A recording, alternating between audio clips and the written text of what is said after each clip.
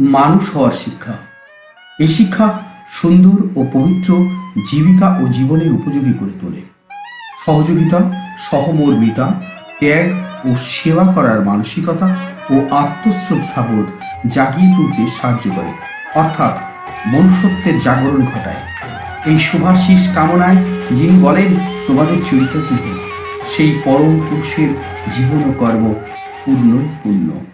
তাকে কেন্দ্র করে মান্ডবর শ্রীযুক্ত প্রশান্ত চৌধুরী, আহ্বায়ক, উত্তর 24 পরগনা 1, রামকৃষ্ণ বিবেকানন্দ ভাবপ্রচার পরিষদ ও সম্পাদক বামুনগাছি শ্রী শ্রী রামকৃষ্ণ বিবেকানন্দ সেবা কেন্দ্র উপস্থাপন করেন নিজের রচনা ও পরিবেশনায় কবিত্বে ও কীর্তনাঙ্গে পালাগান কেউই আসিল রে কামার পুকুরে। আসুন আনন্দে উপভোগ করি এই মঙ্গলকারী পালাগান কেউই আসিল রে কামার পুকুরে। ওম ব্রহ্মানন্দং পরমশুকরং কেবলং জ্ঞানমূর্তিং দ্বন্দ্বাতীতং গগন সদৃশং তত্ত্বমস্যাদি লক্ষ্যং একং নিত্যং বিমলং চলং সর্বাদি সাক্ষী ভূতং ভাবাতীতং ত্রিগুণরহিতং সদ্গুরুতং নমামি। করি প্রণতি স্তুতি বন্দে মাতা সরস্বতী শ্বেতাঙ্গিনী অয়ি বীণাপাণি নারায়ণ দেব সঙ্গে অপরূপ রূপরঙ্গী শ্বেতপদ্মা সনে স্থিত বাণী। বিনা বাদ্য শব্দ সরা যথা নারায়ণ ধারা মৃদঙ্গ বাদিনী বাগদেবী ব্যাসদেব বাল্মীকি মুনি বিচক্ষণ মহাজ্ঞানী তোমাকে সরিয়া হলো কবি। মৃদঙ্গ মন্দিরাধ্বনি নিশায়া রাগবিনী মাগো কণ্ঠে সে বল সুবচন রাগলয় তালমান কিছু মম নাহি জ্ঞান তব পদে নিলাম শরণ। শরণ করি শ্রী রাম কৃষ্ণ যে রাম সেই কৃষ্ণ তোমার লীলা ঠাকুর কেবল নিতে পারি তাই তোমার চরণে নিলাম শরণ যে পদে বিপদ হরণ সশ্রদ্ধ প্রণাম করি তারে। প্রণমামি শারদামণি তুমি মাগো জগৎ জননী বিশ্বরূপা জগৎ সনাতনী তোমার কৃপা হলে পরে এই ভক্তদের মনে আনন্দ ধরে তুমি মাগো স্বয়ং অন্তর্যামী। এবে বন্দী স্বামীজির চরণ তুমি প্রভু পতিত পাবন বিশ্ব বিজয়ী করেছিলেন যিনি এই ত্রয়ীর আশীর্বাদ পেলে পরে মাগো শিল্পীর মনে আনন্দ ধরে তুমি প্রভু স্বয়ং অন্তর্যামী। আসরে আছেন যারা ভক্ত প্রাণ শ্রোতা তারা নিজ গুণে ক্ষমা করা চাই আপনাদের চরণ ধুলি পেলে পরে গান করিতে মা মনে আনন্দ ধরে আপনাদের শ্রীচরণে আমি সশ্রদ্ধ প্রণাম জানাই।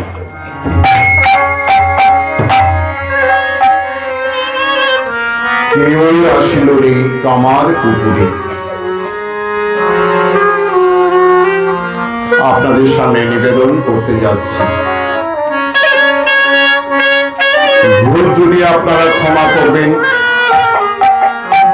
গলার স্বর শুনে বুঝতে পারছেন এই শীতের রাতে ঠিক ভাবে সঙ্গীত পরিবেশন করার জন্য যে কণ্ঠস্বরের প্রয়োজন সেটি এই মুহূর্তে নেই, কিন্তু শ্রী শ্রী ঠাকুর শ্রী শ্রীমা স্বামীজির শুভাশীর্বাদ সাথে নিয়ে এবং আপনাদের চরণগুলি সাথে নিয়ে ঠাকুরের গুণকীর্তন করবার জন্য আমি এগিয়ে যাচ্ছি। ঠাকুর শ্রীরামকৃষ্ণ পরমহংসদেব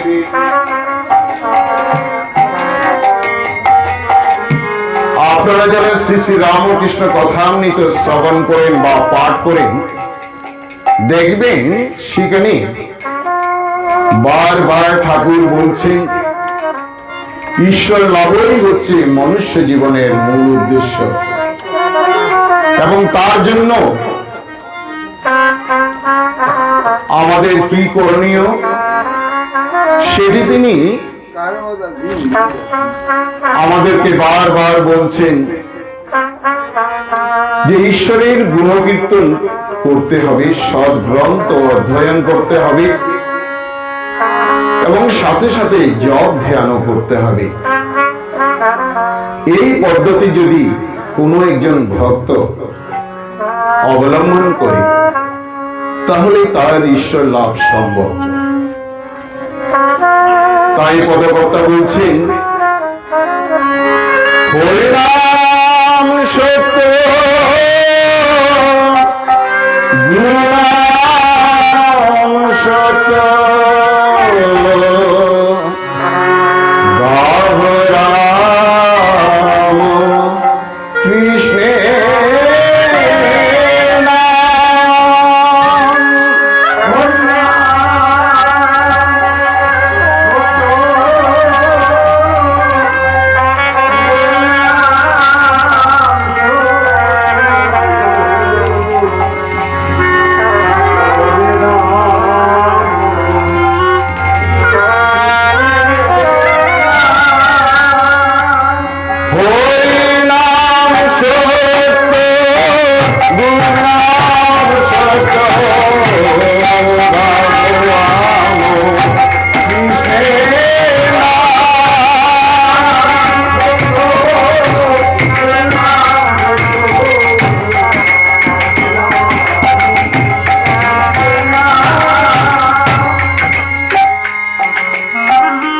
জয় জয় হে রাম কৃষ্ণ বাঞ্ছা কল্পত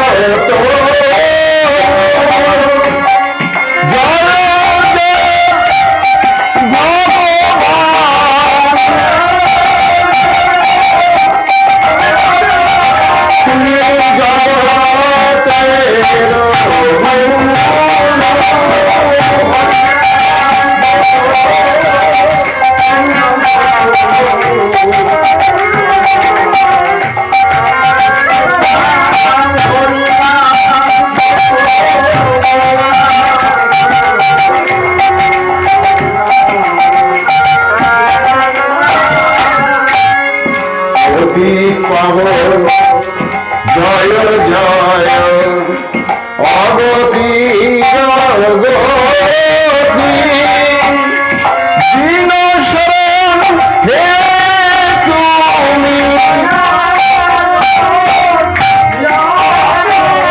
তুমি দিনে রাখো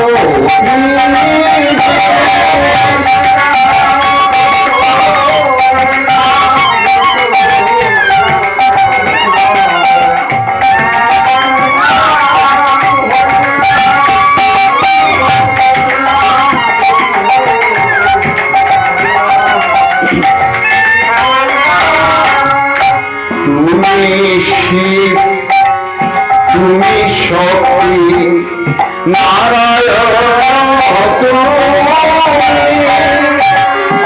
তুমি রাম তুমি কৃষ্ণ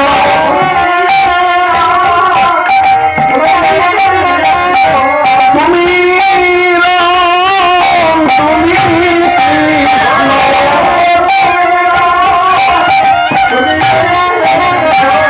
অখিলে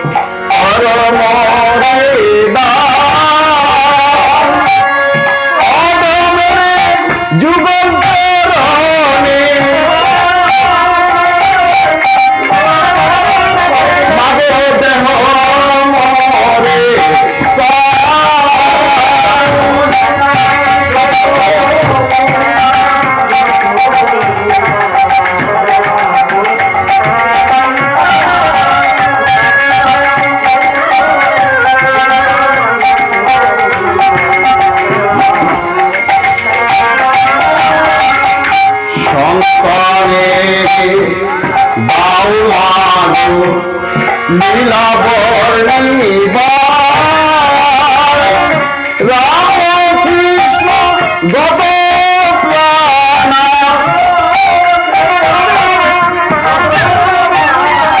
জননী আমার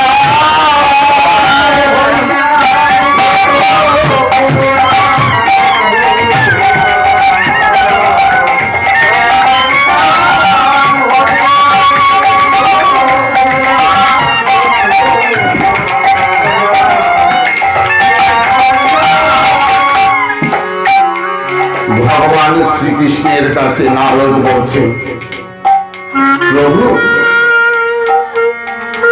তোমাকে সবাই স্মরণ করে, যারা দীন দরিদ্র সাধারণ মানুষ তারা তোমাকে কিভাবে স্মরণ মরণ করবে? বলছে কেন? একটি মাত্র তুলসী পত্র দিয়ে যদি আমাকে কেউ স্মরণ করে আমি তাতেও সন্তুষ্ট হই। নারদ বলছে, প্রভু এই তুলসী পত্র দেওয়ার মতো যার ক্ষমতা নেই তার কি হবে? বলছে, একটি ফুল যদি কোন ভক্ত সমর্পিত যদি আমাকে দিই তাতেও আমি সন্তুষ্ট। বলছে, প্রভু তা যদি সম্ভব না হয়, বলছে কেন, গঙ্গা বাড়ি রয়েছে, সেই গঙ্গা বাড়ি যদি আমাকে কেউ সমর্পণ করি তাতেও আমি সন্তুষ্ট হই। বলছে, প্রভু তা যদি সম্ভব না হয় তাহলে কি তোমাকে স্মরণ মরণ করতে পারবে না? সে সমস্ত ভক্তরা কি তোমাকে দর্শন করতে পারবে না? বলছে, হ্যাঁ আরো উপায় রয়েছে। বলছে, প্রভু নিবেদন করো আমি শুনি। বলছে, কেন? আমি তো দিয়েছি ভক্তদের দুটি নয়ন, এই নয়ন বাড়ি যদি আমাকে কেউ সমর্পণ করে তাকে আমি দর্শন দিই। কিছুর প্রয়োজন নয়ন বাড়ি, যে শুদ্ধ নয়ন রয়েছে এই পৃথিবীতে পাঠিয়েছেন স্বয়ং ঈশ্বর। এই শুদ্ধ নয়ন বাড়িতে তার শ্রীচরণে যদি 2 ফোঁটা অস্ত্র যদি নিবেদন করতে পারে তিনি দর্শন দেবেন। তাই ভগবান বলছেন, যেখানে আমার গুণকীর্তন হয় সেখানে আমি বিরাজ করি। এই সুসজ্জিত ভক্তমণ্ডলী বসে রয়েছেন দীর্ঘ সময় ধরে, তাহলে অনুভব করতে হবে স্বয়ং ঈশ্বর ঠাকুর শ্রী রামকৃষ্ণ পরমহংসদেব আমাদের মধ্যে রয়েছেন। তাই পদকর্তা বলছেন, সবাই মিলে উলুধ্বনি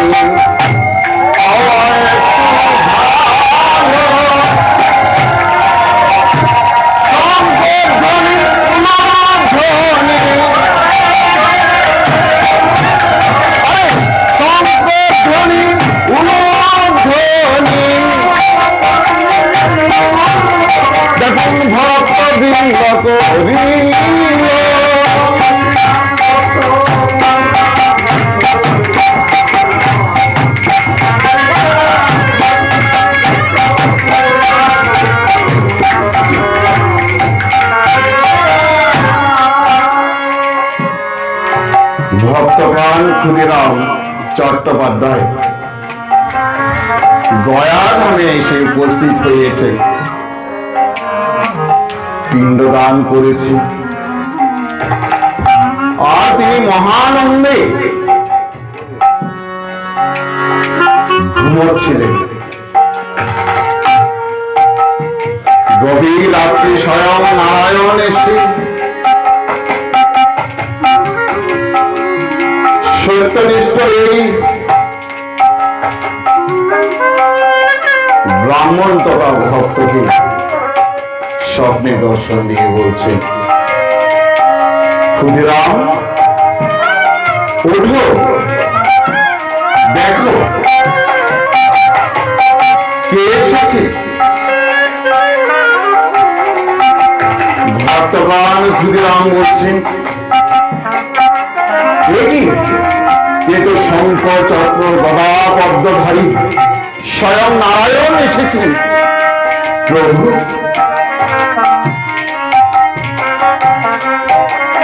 আমার জন্য কোনো বার্তা আছে কি? স্বয়ং নারায়ণ বলছেন, হ্যাঁ,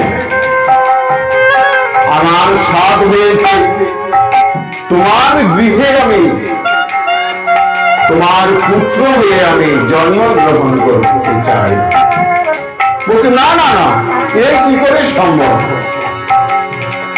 নুন আনতে পান্তা ফুরায়, নিজেরাই খেতে পারে না, সংসার চলে না, সেখানে প্রভু তুমি এসে হাজির হলে তোমাকে কি খাওয়াবো? তোমাকেও অনাহারে থাকতে হবে।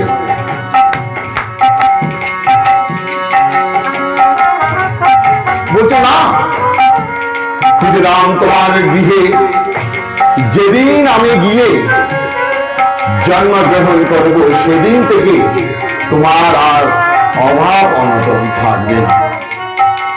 তুমি যেভাবে আমাকে পুজো করবে, তোমার সন্তান রূপে আমি যাব, কিন্তু আমার স্বাদ যেমন তোমার পুত্র হয়ে জন্মানো, আর তোমার অভাব অনটন বুঝিয়ে দেওয়াও আমার কর্তব্য। সেই স্বপ্ন দর্শনে ক্ষুদিরাম চট্টোপাধ্যায় মহাশয় গভীর রাত্রিতে নারায়ণ যখন অন্তর্ধান করেন, তিনি ভাবছেন, কি করে সম্ভব এই দিন দরিদ্রের গৃহে যাবেন স্বয়ং নারায়ণ?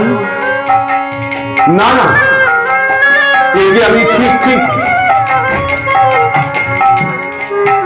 স্বপ্নে যা দর্শন করেছি, যা শুনেছি, তাকে ঠিক শুনেছি। আর এদিকে পুণ্যভূমি কামার পুকুরে ভক্তিমতী চন্দ্রামণি দেবী তিনজন নারী সহকারী দাঁড়িয়েছিলেন যুগীর শিব মন্দির থেকে কিছুটা দূরত্বে।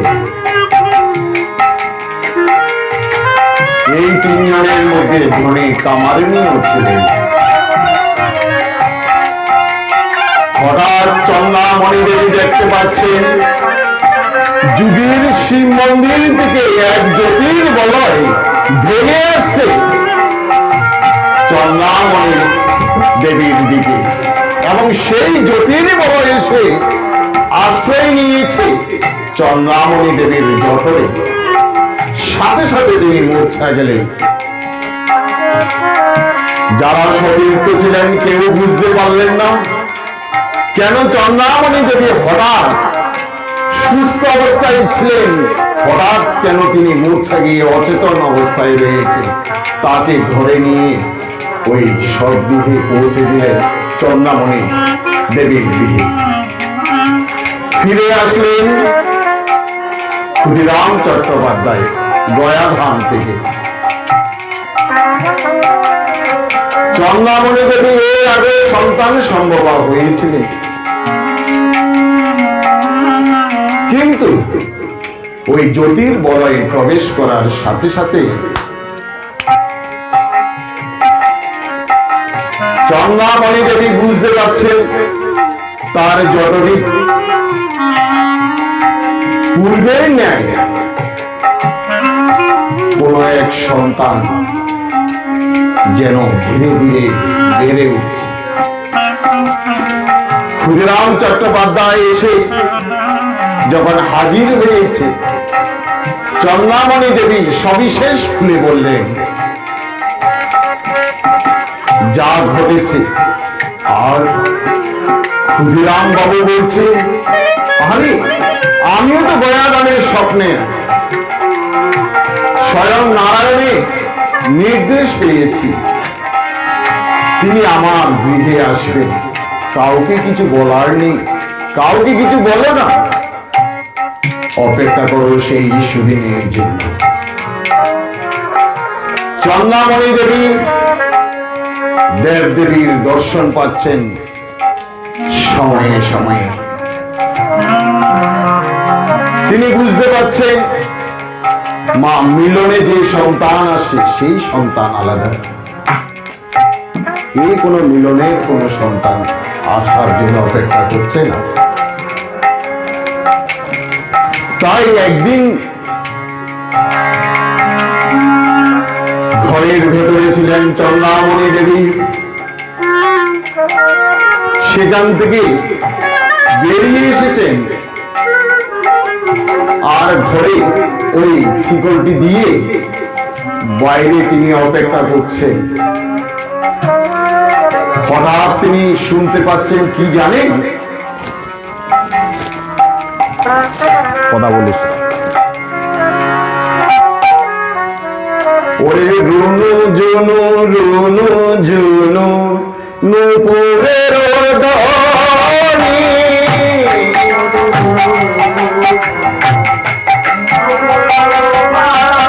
আরে রুনু জুনু রুনু জুনু নূপুরের ধ্বনি,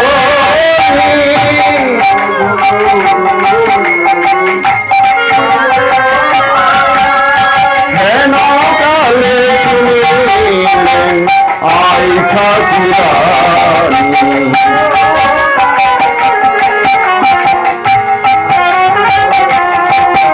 আরে হেন কালে শুনিলেন আই ঠাকুরানী।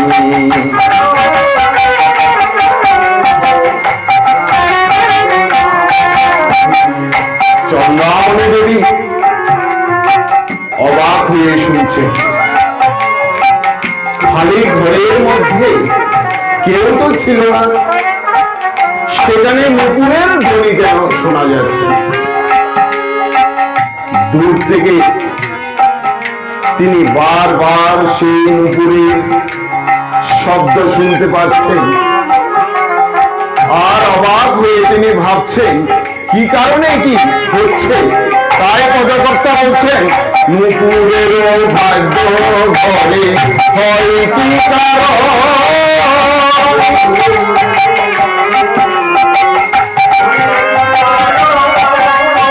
আশ্চর্য গনিয়ায় ভাবে মনে মন।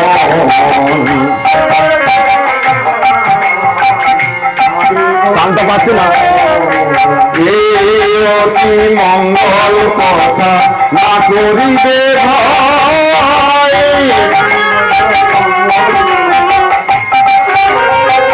কে বলছেন? ক্ষুদিরাম চট্টোপাধ্যায় বলছেন, চন্দ্রামণি ভয় করছে কেন নূপুরের শব্দ শুনে? ভয়ের কোনো কারণ নেই, স্বয়ং নারায়ণের ওই সেই নূপুরের ধ্বনি তুমি শুনতে পাচ্ছ। তাই বলছেন, এই অতি মঙ্গল কথা না করিবে ভয়,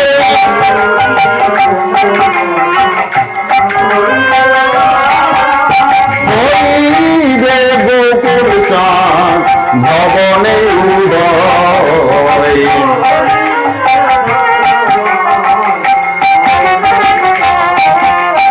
এই রূপে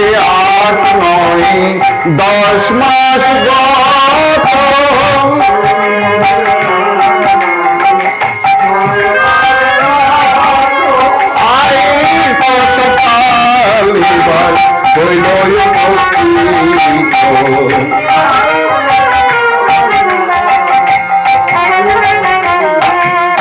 প্রসবের স্থান মাগো দেখি সালে,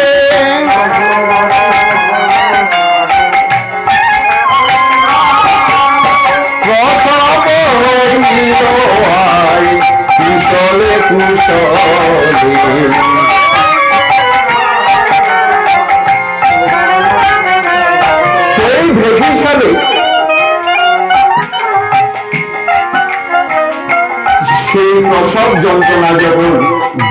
পাচ্ছিল চন্দ্রামণি দেবীকে ওই ধনী কামারিনীর সাথে ঢেকিশালে নিয়ে রাখা হয়েছে। আর সেখানে এক গৌরবর্ণ শিশু জন্মগ্রহণ করেছে। আর সাথে সাথে সেই শিশু যখন কেঁদে উঠেছে, বাইরে অপেক্ষা করছিল ক্ষুদিরাম চট্টোপাধ্যায়। মহানন্দে সেই ছুটে এসেছে, সবাইকে বলছে, দেখো ঢেকিশাল থেকে সেই নবদেব শিশুর শব্দ শোনা যাচ্ছে। প্রতিবেশীরা সবাই ছুটে এসেছে, সবাই মিলে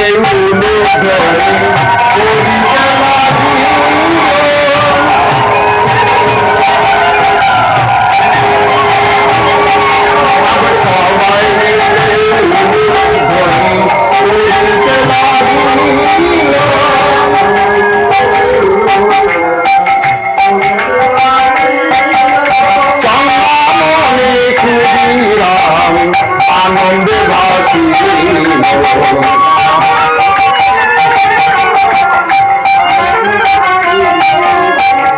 মহানন্দে চন্দ্রামণি দেবী আর ক্ষুদিরাম চট্টোপাধ্যায় প্রতিবেশীদের ডেকে নিয়ে এসেছে। আর প্রতিবেশীরা এসে এই দেব শিশুকে দর্শন করে অবাক হচ্ছে, এত সুন্দর শিশু তা এর আগে কখনো দেখেনি। তাই পদকর্তা বলছেন, মনে আনন্দ আর ধরে না রে, মনে আনন্দ ধরে না রে,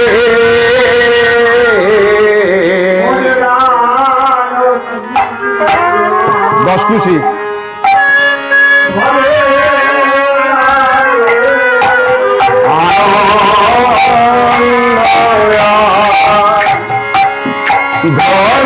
না রে,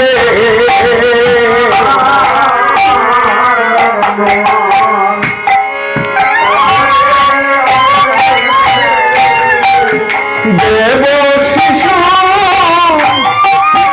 এলো ঘরে আনন্দ ধরে না রে,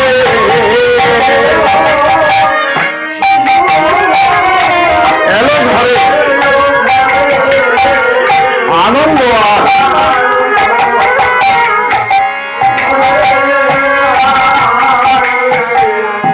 দেব শিশু এলো ঘরে আনন্দ ঘরে না রে,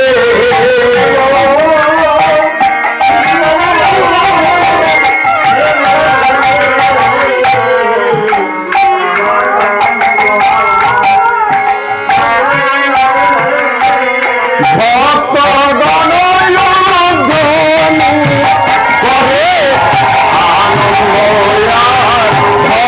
না রে,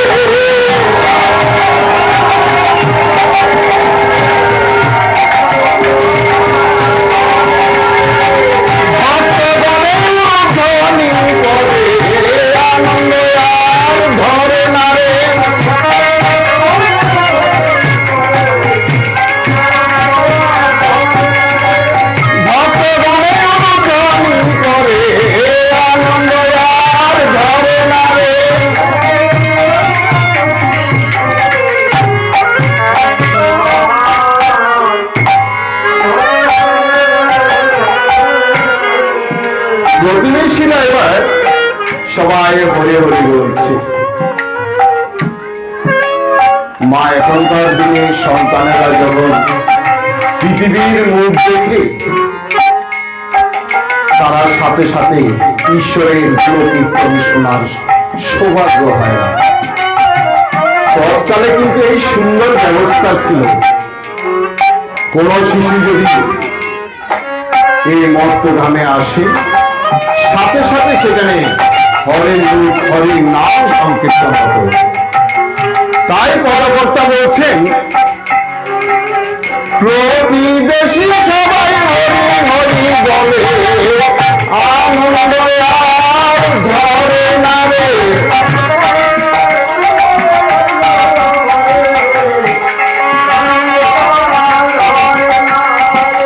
প্রতিবেশী সবাই আনন্দে ভাসে, আনন্দ আর ধরে না রে।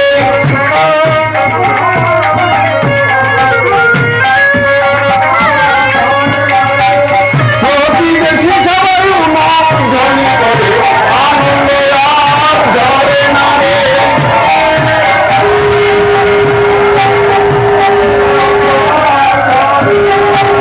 সবাই নামের আনন্দ করে, আনন্দ আর ধরে না রে।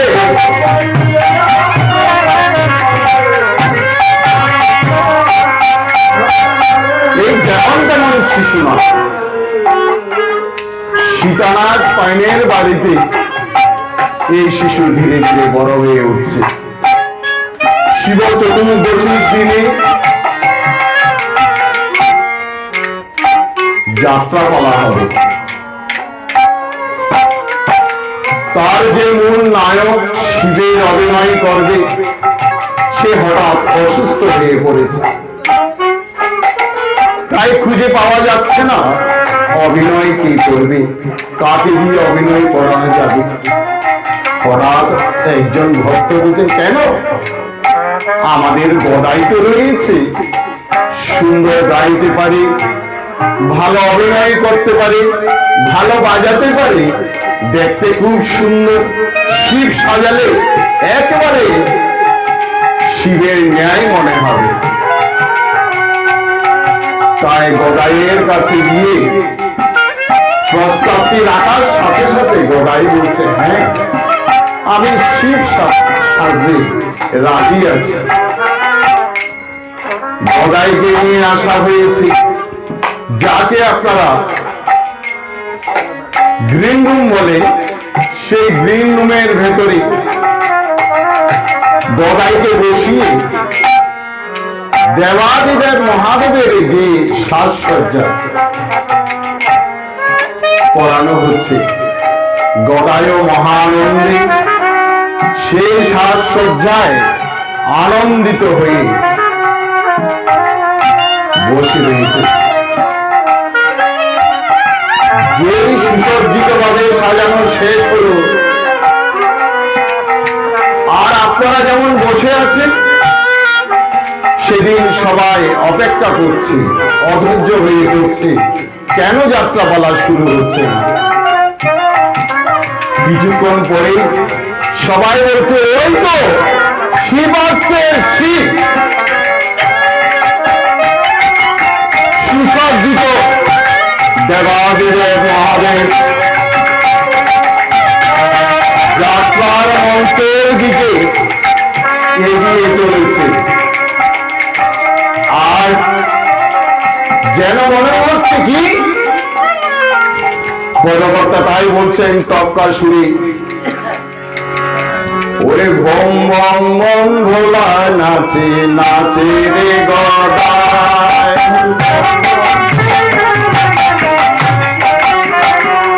আরে বম বম বম ভোলা নাচে নাচে রে গদাই।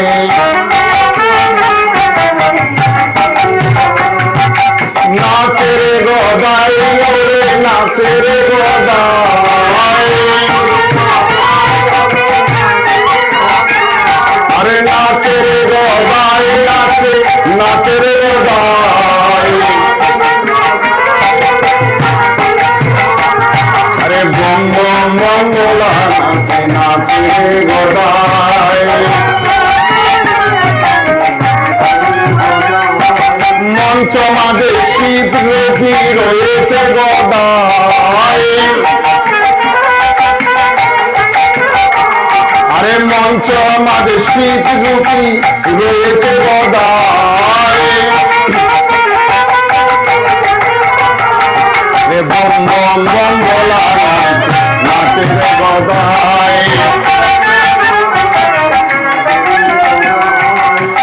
প্রতিবেশীরা যে গদাইকে দেখে না দেখে পারছে না, তাদের গদায় আজ শিব রূপে মঞ্চে এসে আবির্ভূত হয়েছে।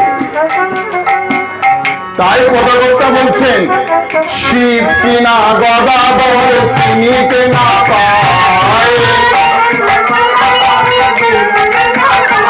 আরে শিব কিনা গদাধর চিনিতে না পায়, আরে বম বম বম বলা নাচে গদায়, উলুর দড়ি চতুর্দিকে শনিবারে পায়, আরে উলুর দড়ি চতুর্দিকে শনিবারে পায়, বম বম বম বলা নাচে গদায়।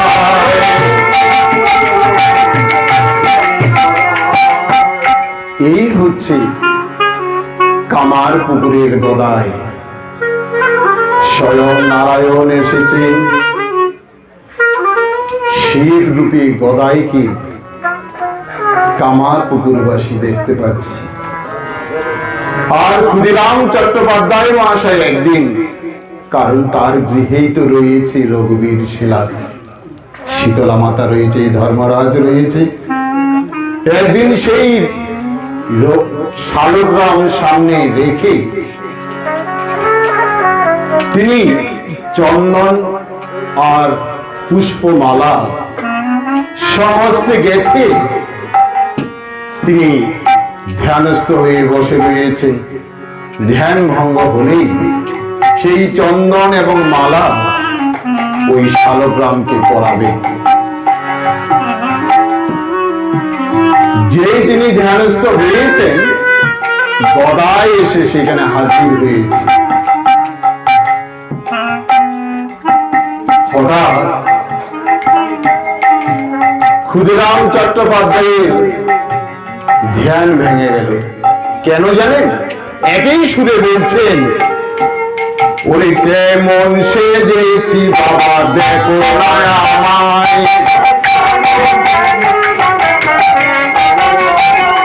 আরে কেমন সেজেছি বাবা দেখো না আমায়, দেখো না আমায় রে বাবা দেখো না আমায়, আরে কেমন সেজেছি বাবা দেখো না আমায়,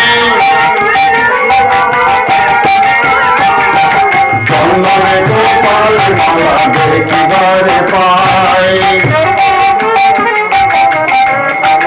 দেখতে পাচ্ছেন ক্ষুদিরাম চট্টোপাধ্যায় যে চন্দন রাখা হয়েছিল, যে মালাটি রাখা হয়েছিল, সেই রঘুবীর শিলাকে শালগ্রামকে পরানোর জন্য সেই মালাটি নিজের গলায় গদায় পরে বসে আছে, আর চন্দন নিজের কপালে লাগিয়ে নৃত্য করছে।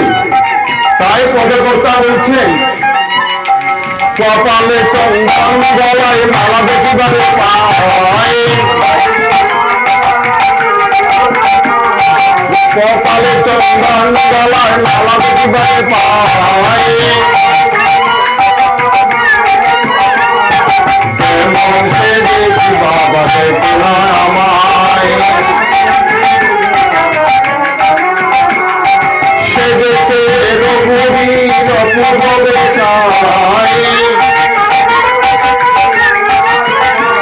আরে সেজেছে রঘুবীর অপূর্ব বেশায়, কেমন সেজেছি বাবা দেখো না আমায়।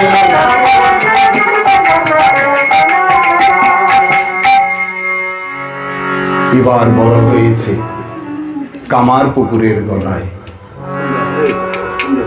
জ্যেষ্ঠ ভ্রাতা রামকুমার চট্টোপাধ্যায়ের নির্দেশ অনুসারে এসেছে দক্ষিণেশ্বরে। দক্ষিণেশ্বরে এসে রানীমার প্রতিষ্ঠিত ভবতারিণীর মন্দির, রাধাকৃষ্ণের মন্দির, দ্বাদশ শিবলিঙ্গের মন্দির আর এই মনোরম দৃশ্য দেখে এই কামার পুকুরের গদায়ের ভীষণ ভালো লেগেছে। কিন্তু যখনই প্রস্তাব এসেছে মায়ের পূজারী হিসাবে তাকে নিয়োগ করা হবে, সাথে সাথে বলছে না না না, আমি এই পুজো অর্চনায় বিশ্বাসী না, আমার পক্ষে সম্ভব নয়। আর ওই মায়ের গলায় যা সোনার হার, হাতে যা বালা, সোনার মুকুট রয়েছে, এসব সামালতে দেখে আমার পক্ষে সম্ভব নয়। রামকুমার চট্টোপাধ্যায় মহাশয়, মধুরবাবু এবং রানী রাসমণি তাদের ইচ্ছা যেন এই গদাধর মায়ের পূজারী হিসাবে দায়িত্ব গ্রহণ করে। তখন বলছেন আচ্ছা ঠিক আছে, তাই হবে, তবে আগে আমি দেখে নিতে চাই যে মা মন্দিরে রয়েছেন সে মা মৃন্ময়ী না চিন্ময়ী। যদি মৃন্ময়ী হয় সে মাকে আমি পুজো করব না, আর যদি চিন্ময়ী হয় তবেই আমি মাকে পুজো করব। কিভাবে তার পরীক্ষা হবে মা মৃন্ময়ী কিনা চিন্ময়ী? তখন গদাধর চট্টোপাধ্যায় হাতে তুলে নিয়ে মায়ের নাসিকার সামনে তুলে ধরেছে, যদি মা চিন্ময়ী হয়ে থাকে তাহলে তো ওই যে তুলো সেটি দুলতে থাকবে, আর যদি তা না হয় তাহলে বোঝা যাবে মা মৃন্ময়ী। আর এই মৃন্ময়ী মূর্তিতে পূজা করে কি লাভ? যেই নাসিকার সামনে তুলে ধরেছেন তুলো, দেখতে পাচ্ছেন নাসিকার নিঃশ্বাস প্রশ্বাসে তুলো দুলছে। তখন গদাধর চট্টোপাধ্যায় বুঝতে পেরেছেন না, মা মৃন্ময়ী নয় চিন্ময়ী। সাথে সাথে ঠাকুর গান বলেছে,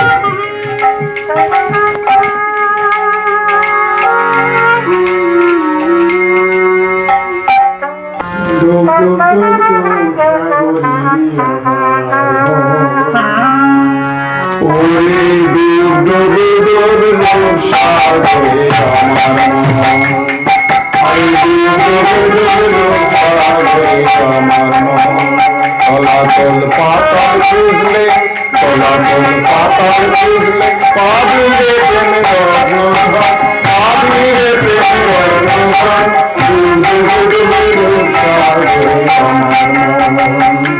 আরে সাগরে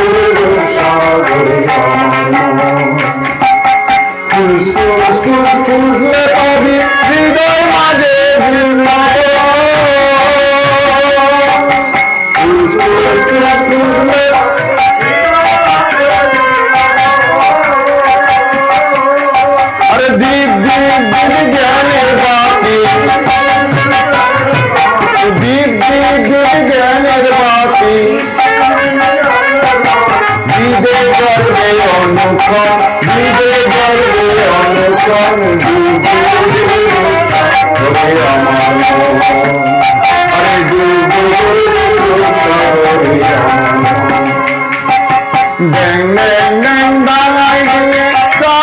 আবার সে গঞ্জ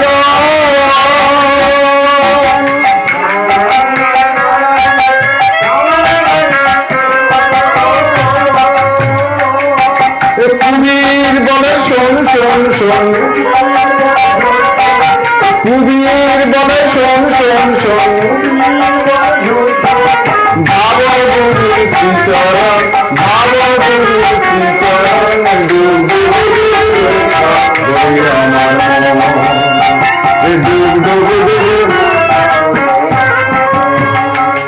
আরে ডুব ডুব সাগরে আমার মন।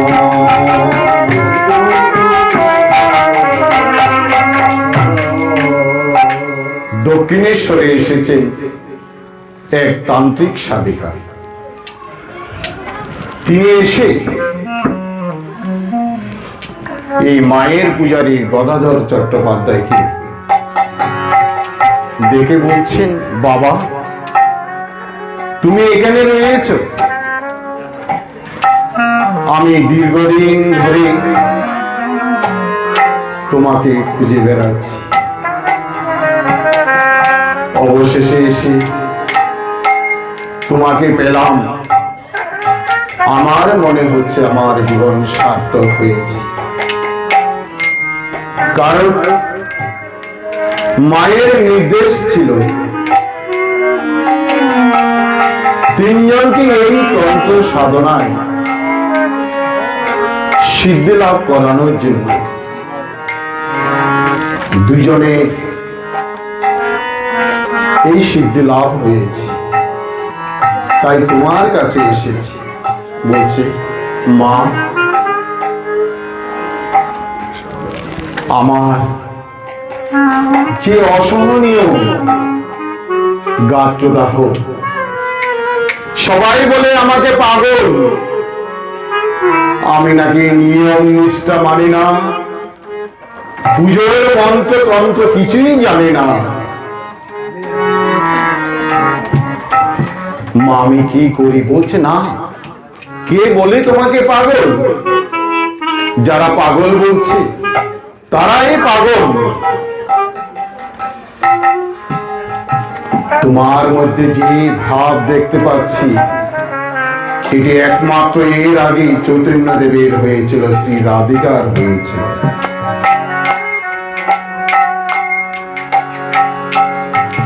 তাই তুমি তন্ত্র সাধনায় তুমি মগ্ন হও। দেখবে একদিন তোমার মধ্যে যে লক্ষণগুলো আমি দেখতে পাচ্ছি, এ হচ্ছে অবতারের লক্ষণ। একদিন সবাই তোমাকে অবতার বলে মেনে নেবে, সেই দিন আর বেশি দূরে নয়। কিন্তু মথুর বাবু যখন শুনতে পেলেন এই ভৈরবী ব্রাহ্মণী বলছেন অবতার বলে, কোনোভাবেই মেনে নিতে চাইছে না। মথুর বাবু বলছেন, ঠাকুর আবার অবতার হতে যাবেন কি করে? ভৈরবী ব্রাহ্মণী বলছেন, পণ্ডিতদের ডেকে নিয়ে আসা হোক, একটি সভা আহ্বান করা হোক, সেখানেই প্রমাণিত হবে এই কামারপুকুরের গদাধর চট্টোপাধ্যায় আদৌ অবতার কিনা। কারা সেই সভাতে আসবেন? গৌরী পণ্ডিত, যিনি এক মন কাষ্ঠ হাতে রেখে ফোন করেন, আর বৈষ্ণব সমাজের যিনি সভাপতি বৈষ্ণব চরণ, তাকেও আহ্বান করা হচ্ছে সেই আলোচনা সভায়। যে আলোচনা সভা অনুষ্ঠিত হতে যাচ্ছে, ঠাকুর এবার চললেন মায়ের কাছে। মাকে গিয়ে বলছেন, মা মথুর বলে আমি অবতার নয়, আবার এই ভৈরবী বলে আমি নাকি অবতার। আলোচনা সভা বসতে চলেছে, আমি কি করি? তখন ঠাকুর গান ধরেছে, সদানন্দ ময়িকালী মহাকালে মন মোহিনী সদানন্দ ময়িকালী মহাকালে মন মোহিনী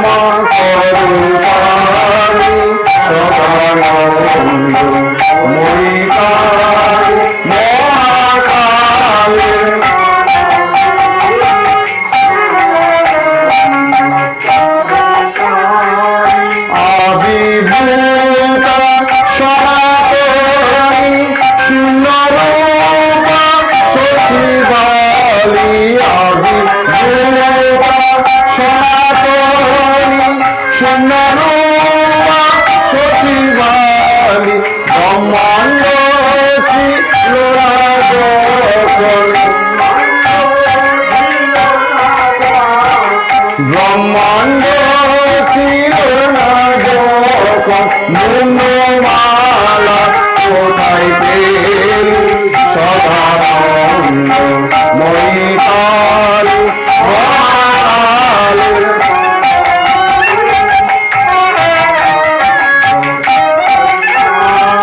সবে মাত্র তুমি জয়ন্তী আমরা তোমার কণ্ঠে চলে সবে মাত্র তুমি জয়ন্তী আমরা তোমার কণ্ঠে চলে যেমন রাখো তেমনি তাকি মা যেমন বলাও তেমনি মহিকাল মহাকালের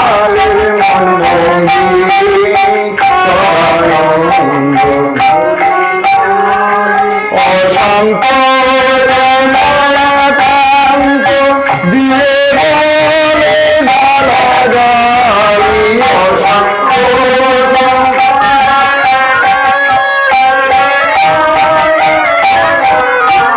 এবার সর্বনাশী ধরে বসি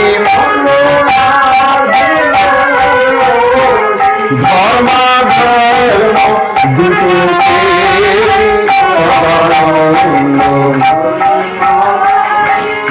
মহাকালের মনমোহী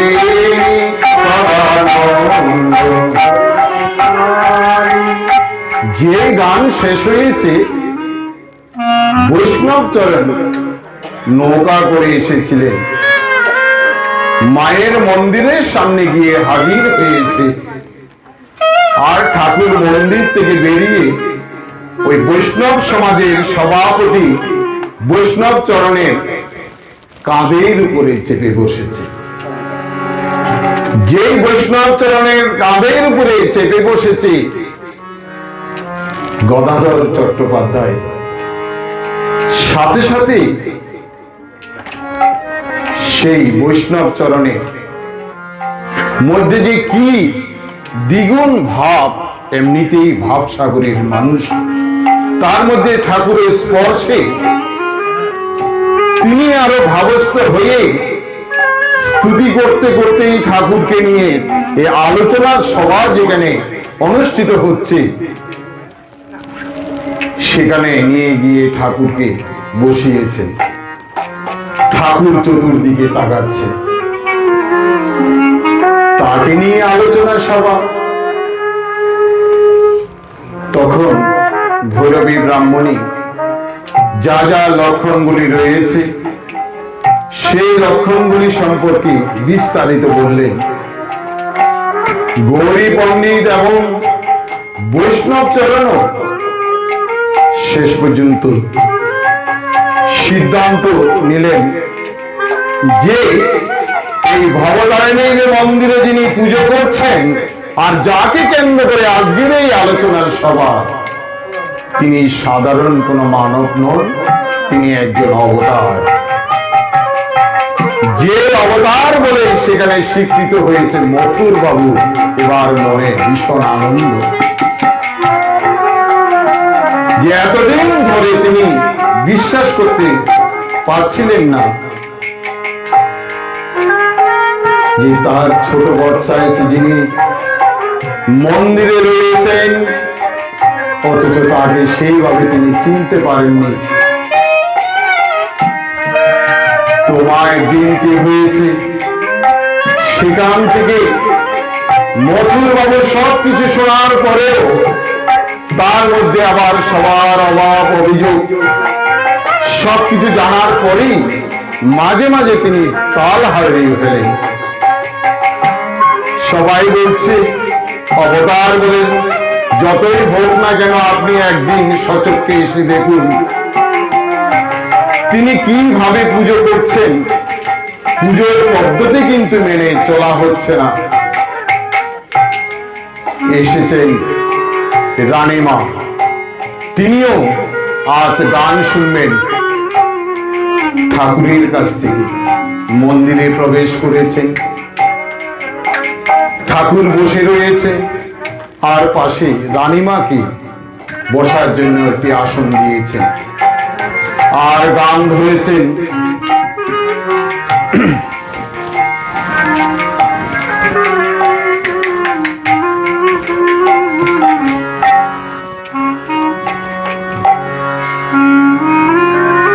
রানীমা ধ্যানস্থ হয়ে রয়েছেন। ঠাকুরের কাছে তার আবদার একটি মাতৃসঙ্গীত শুনবেন। তাই এবার ঠাকুর গান ধরেছেন। ওরে কে জানে রে কালী কেমন,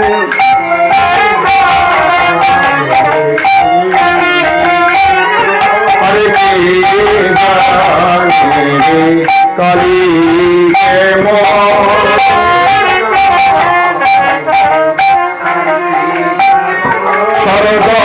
দর্শনে না পাই দর্শন, কে জানে কালী কেমন,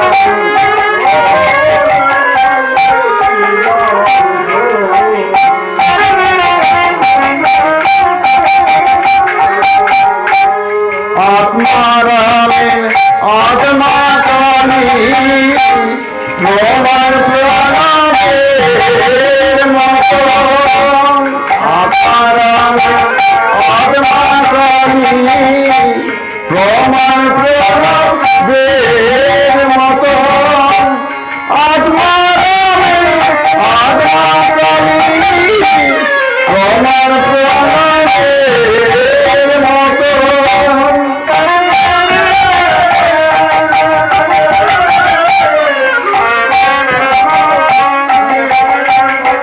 যে ঘরে ঘরে বিরাজ করে ইচ্ছা যেমন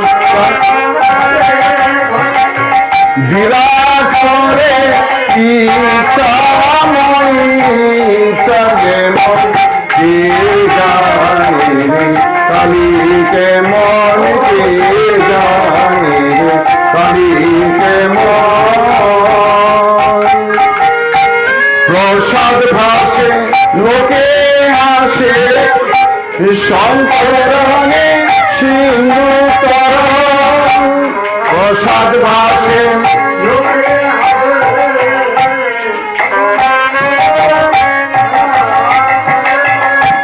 প্রসাদ ভাসে লোকে হাসে শঙ্করণে সিন্ধু তরণ,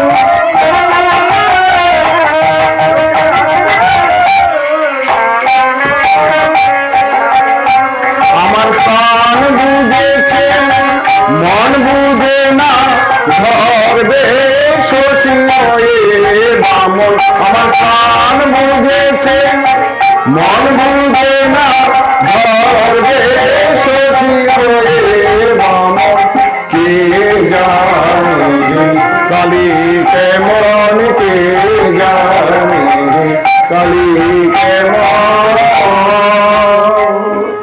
যেই গান মা চলছে আর রানীমা প্রচুর সম্পত্তির অধিকারী ছিলেন।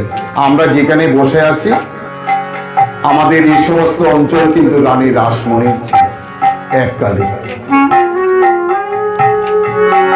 তাই সেখানে বসে রানী রাসমণি একটি মকদ্দমার কথা ভাবছিলেন। তাই ঠাকুর অন্তর্যামী ঠাকুর বুঝতে পেরেছিলেন যে রানীমা মকদ্দমার কথা ভাবছে, সাথে সাথে তিনি হাত দিয়ে এক চপাটে জল লাগিয়ে দিলেন।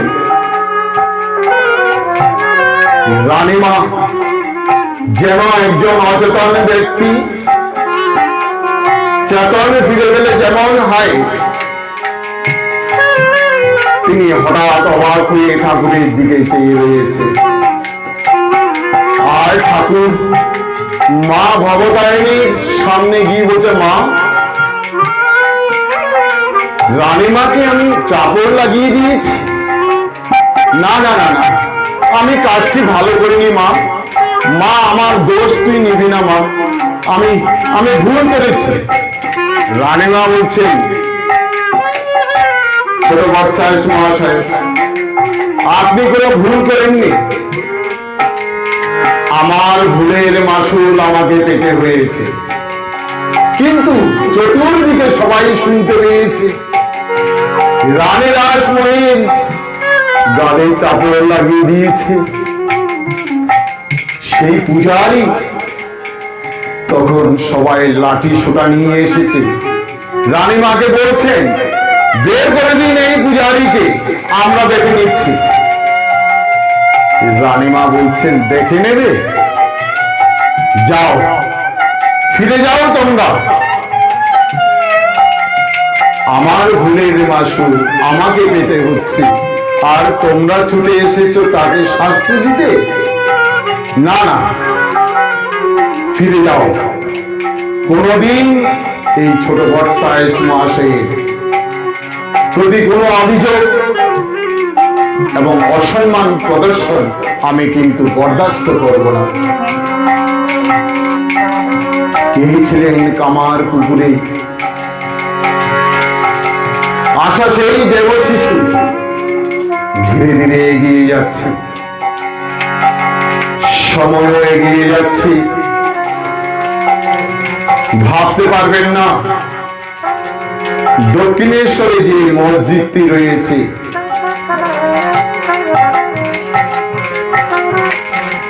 ঠাকুরের ইচ্ছা হলো ইসলাম ধর্ম সাধনা করবেন। তিনি 3 গজ মাত্র কাপড় পরে, ধুতির মতো নয়, লুঙ্গির মতো সেই মসজিদে গিয়ে তিনি প্রত্যুষে হাজির হয়েছে। সবাই নামাজ পড়ার জন্য এসেছে। দরজা খুলেই দেখতে পেল কে একজন দাঁড়িয়ে রয়েছে সেখানে। বলা হচ্ছে, তুমি কে, এখানে কেন? যারা এই সকালবেলা নামাজ পড়তে এসেছিল তাদের মধ্যে একজন বলছে, দাঁড়াও, এই পাশে যে কালী মন্দির রয়েছে সেই কালী মন্দিরে তিনি পূজারী। তিনি যখন চাইছে আমাদের সাথে নামাজ পড়তে, পড়ুক, তাতে ক্ষতি কি? একদিন নয়, 2 দিন নয়, 3 দিন তিনি সেখানে থেকে ইসলাম সাধনা করছে। 3য় দিনের শেষে তিনি দেখতে পাচ্ছেন কেউ নেই আর সেই মসজিদে। ঠাকুর প্রবেশ করে দেখতে পাচ্ছেন তার দিকে একজন, গলায় একটি মালা রয়েছে, সেটি যেন কাঁচের মালা, মাথার কেশ সাদা, দাড়ি রয়েছে। তিনি এগিয়ে এসে বলছেন, বেশ করেছো তুমি, বেশ করেছো, তুমি এসেছো, বেশ করেছো, তোমার সাধনায় আমি সন্তুষ্ট হয়েছি। এই বলে সেই পয়গম্বর সেখান থেকে চলে গেলেন। আর ঠাকুরও বুঝতে পেরেছিলেন যিনি আমাকে দর্শন দিয়ে গেলেন ইনি সাধারণ কেউ নন। তাই দেখা যায় এখনো কলকাতায় সেই মসজিদ রয়েছে, গেরো জামা মসজিদ বলা হয়। তিনি কালীঘাটের মন্দির থেকে ঘোড়ার গাড়ি করে ফিরছিলেন, কিন্তু হঠাৎ তিনি শুনতে পাচ্ছেন একজন ফকির চিৎকার করে ডাকছে, আসো, তুমি কোথায় আছো? তোমার জন্য আমি অপেক্ষা করছি। ঠাকুর ঘোড়ার গাড়ি থেকে নেমে ছুটতে ছুটতে চলে গেলেন সেই ফকিরের কাছে। সেই ফকির 2 হাতে জড়িয়ে ধরে আলিঙ্গন করছে, পেয়ারে इतना दिन कहाँ पे? आपका लिए इतना दिन मैंने इंतजार किया।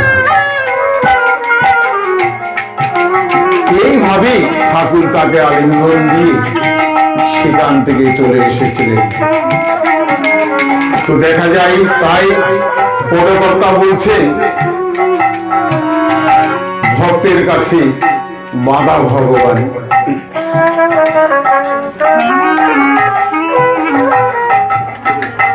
ভক্তের কাছে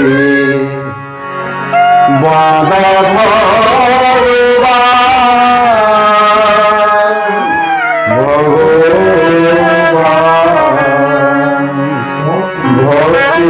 কাছে বাধা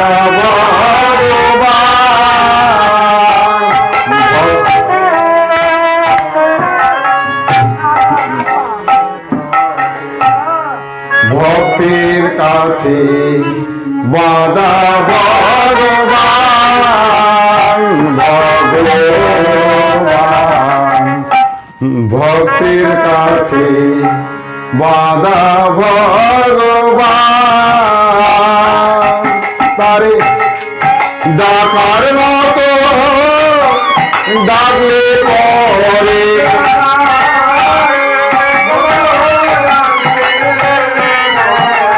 ডাকার মতো ডাকলে পরে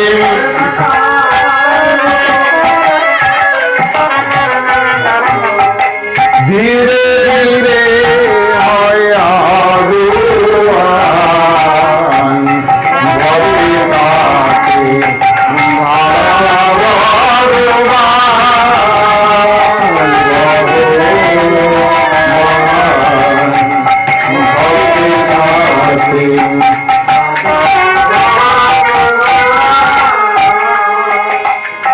মা দক্ষিণেশ্বরে আপনারা শুনেছেন বারুদ কারখানা ছিল আগে। সেখানে পাহারা দিত ইংরেজ সৈন্যরা, শিখ সৈন্যরা। ঠাকুরকে দর্শন করবার জন্য এই শিখ সৈন্যরা মাঝে মাঝে আসতে, আর ঠাকুরের সান্নিধ্যে এসে তারা ভক্তির সাগরে ডুবেছিলেন। যদিও ইংরেজ রাজে নির্দেশ অনুসারে তারা একজন সৈন্যের যা করণীয় তা তারা পালন করত। তো একদিন কি হয়েছে, কুয়ার সিং শিখ সৈন্য এগিয়ে আসিল, কুয়ার সিং শিখ সৈন্য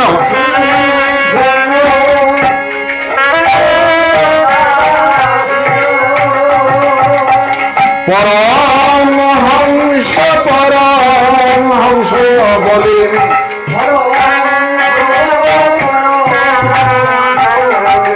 ডাকিতে লাগিল রে,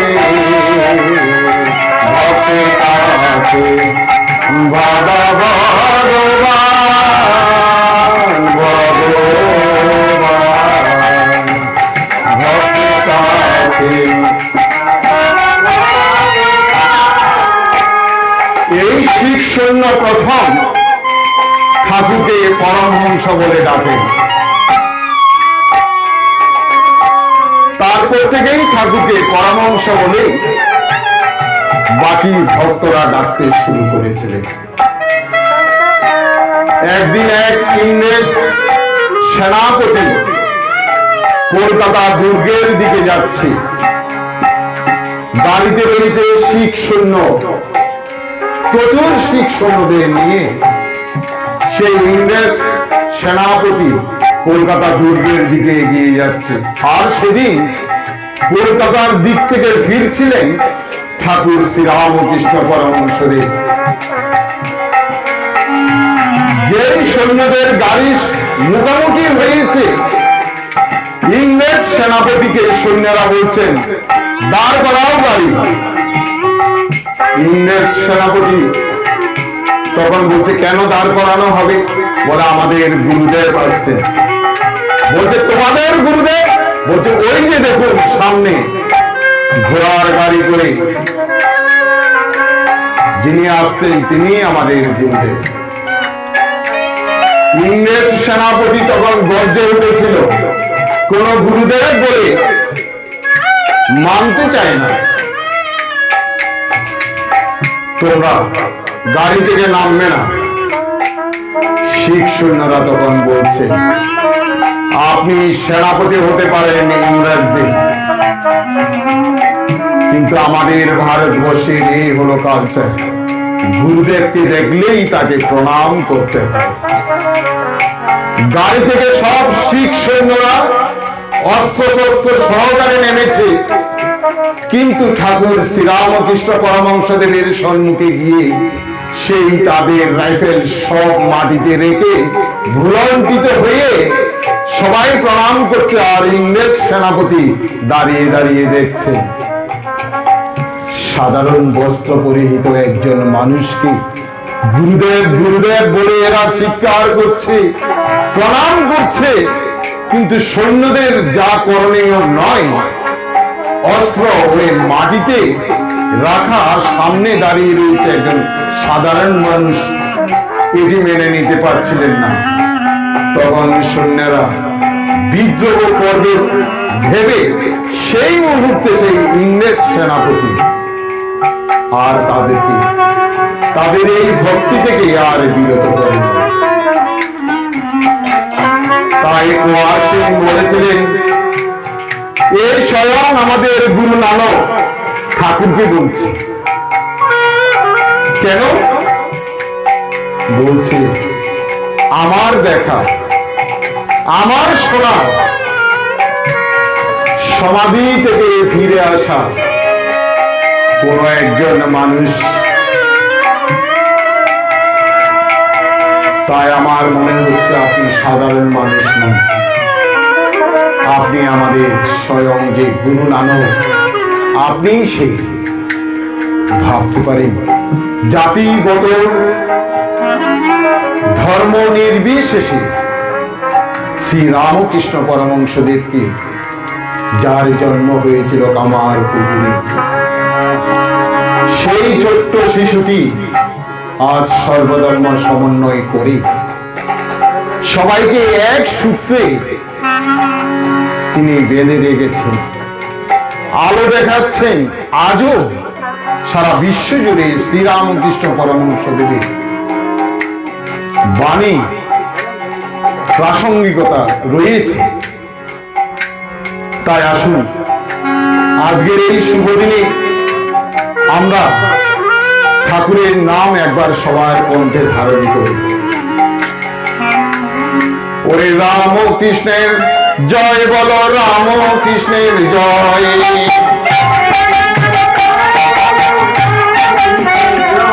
আরে রামকৃষ্ণের জয় বলো, রামকৃষ্ণের জয়।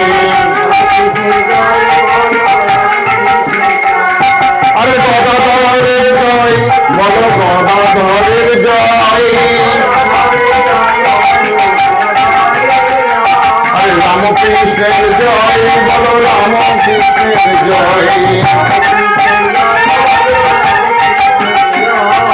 মা শারদার জয় বলো, মা শারদার জয়। আরে মা শারদার জয় বলো, মা শারদার জয়। আরে রামকৃষ্ণের জয় বলো, রামকৃষ্ণের জয়।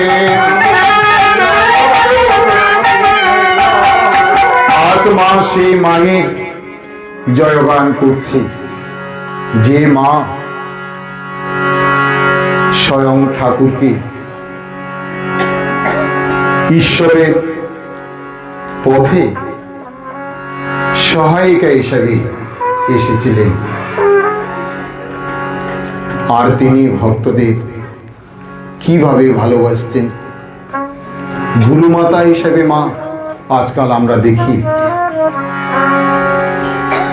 অনেক কিছুই চাহিদা থাকে, গোয়ালপাড়াতে আপনারা জগদম্ব আশ্রমের নাম শুনেছেন। সেখানে মা একজন শিষ্যকে সকাল হলেই দীক্ষা দেবেন। সেই শিষ্য ঘুম থেকে উঠছে না, স্বয়ং দিয়ে ডেকে তুলছে, উঠো, তোমার না আজকে দীক্ষা নেওয়ার কথা। সেই শিষ্য গিয়ে স্নান করে এসেছে। মা মন্ত্র দিলেন, শিষ্যটি ঠিক ভাবে শুনেছে। এবার মা বলছে, গুরু দক্ষিণা দাও।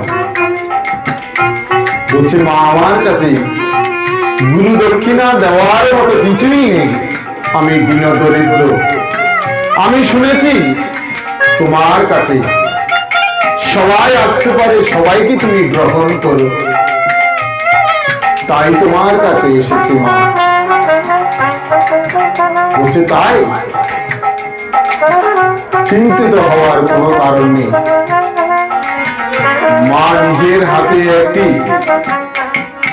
হরিতকি সেই শিষ্যের হাতে দিল, এটি আমাকে তুমি অর্পণ করো, তাতেই হবে।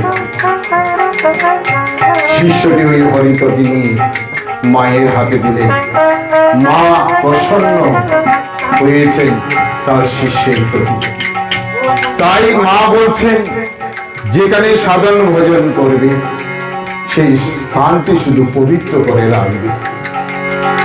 তবে খুব কম সময়ের মধ্যে জপ ধ্যান যেমন সুন্দর হবে, আর ঈশ্বরের সাধনাও ঠিক ভাবে হবে।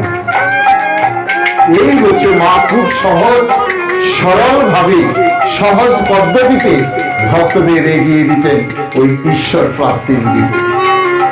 তাই বলি, মা আরে মা শারদার জয়, বলো মা শারদার জয়। মা শারদার জয়, বলো মা শারদার জয়। স্বামীজির জয়, বলো স্বামীজির জয়। আরে স্বামীজির জয়, বলো স্বামীজির জয়। আরে ভক্তবৃন্দের জয়, বলো ভক্তবৃন্দের জয়। আরে ভক্তবৃন্দের জয়, বলো ভক্তবৃন্দের জয়। আরে কীর্তনিয়ার জয়, বলো কীর্তনিয়ার জয়। আরে কীর্তনিয়ার জয়, বলো কীর্তনিয়ার জয়। আরে গৃহস্থের জয়, বলো গৃহস্থের জয়। আরে গৃহস্থের জয়, বলো গৃহস্থের জয়। হরি বল, হরি বল, হরি বল, হরি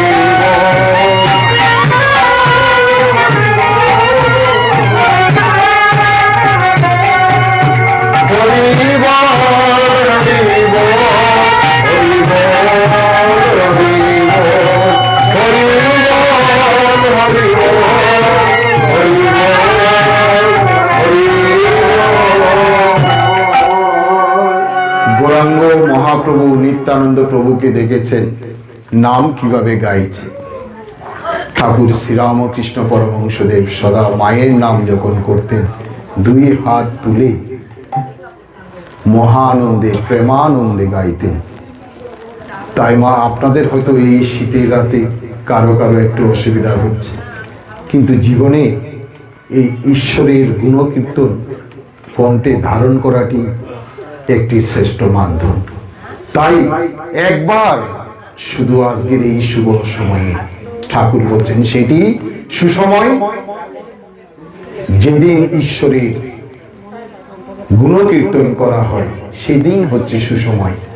আর না হলে দুঃসময় হচ্ছে যেদিন আমরা ঈশ্বরের গুণকীর্তন থেকে বিরত থাকি।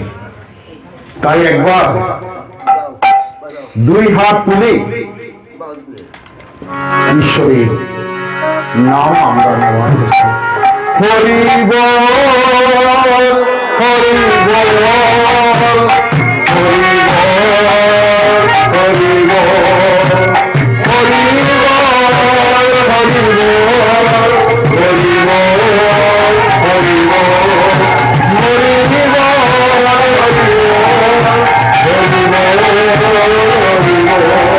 হরি